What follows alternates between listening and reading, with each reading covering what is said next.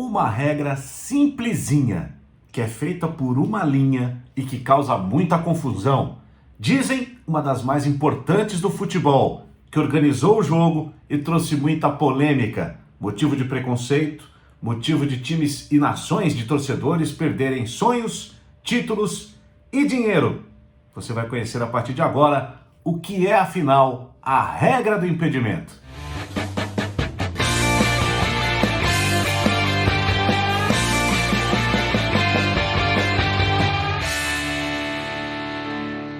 Futebol para leigos, esse é o quadro do meu canal aqui no YouTube. Eu sou Marcelo Doó, narrador esportivo de rádio, televisão, de internet. Meu intuito aqui é mostrar um pouquinho das regras, das histórias, dos símbolos, da cultura do futebol, aquilo que nos faz ficar preso a essa paixão, para você que não é tão familiarizado assim com o jogo, passar a fazer parte também do nosso time, por que não? E eu começo com a regra do impedimento. Por quê? Porque é uma regra que, embora seja muito simples, mas é muito polêmica e é motivo de muita briga, de muita discussão, embora poucos digam o quanto ela é importante, não só para o futebol, porque ela também existe em outros esportes. A gente vai mostrar agora aqui no papel a história dessa regra do impedimento e qual a importância dela dentro de campo. Olha só, gente, um pouquinho da história do impedimento. Vocês vão ver aí algumas cenas da série The English Game, da Netflix, que fala bastante do início do futebol no mundo. E tem algumas cenas lá deles jogando. E é um verdadeiro bando. Ou eles pegam a bola aqui e saem todos correndo em direção ao gol, e aí você tem um amontoado de jogadores aqui, de defensores, de atacantes, brigando ferrenhamente pela bola. E é uma bagunça, né? É praticamente um jogo de crianças, na verdade, né? A partir da instituição da linha do impedimento, criou-se essa linha imaginária.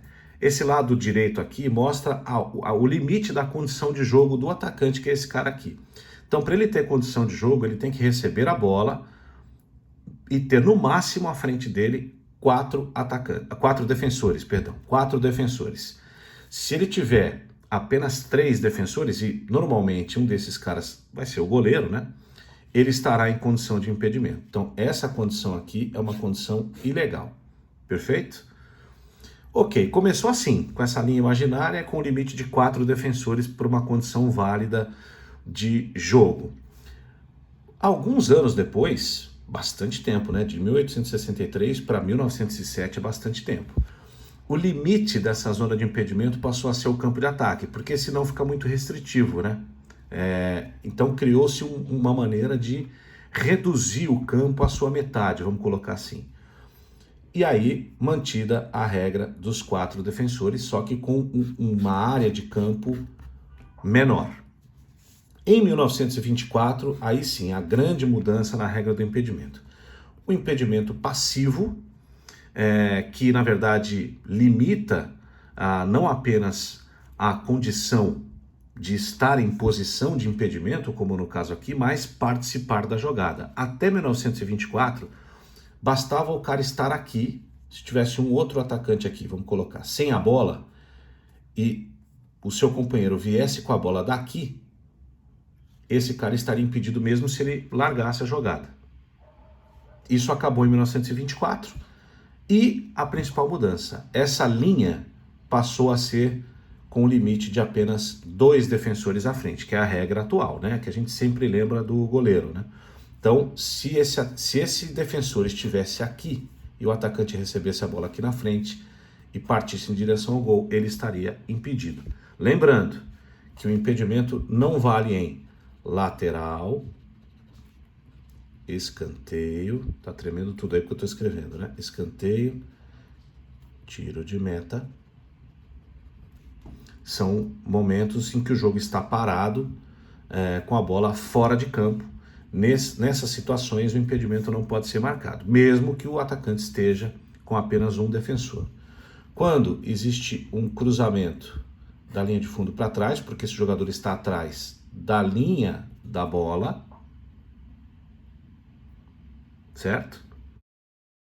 Em relação à interferência da jogada, como a gente já falou aqui, se ele participa efetivamente da jogada, recebendo um passe, tocando a bola, mesmo que involuntariamente, se ele tem uma vantagem na sua posição, de impedimento, se ele aproveita um rebote de um chute, por exemplo, e acaba fazendo gol porque ele está aqui em posição de impedimento, ou quando ele atrapalha o adversário, como a gente já falou.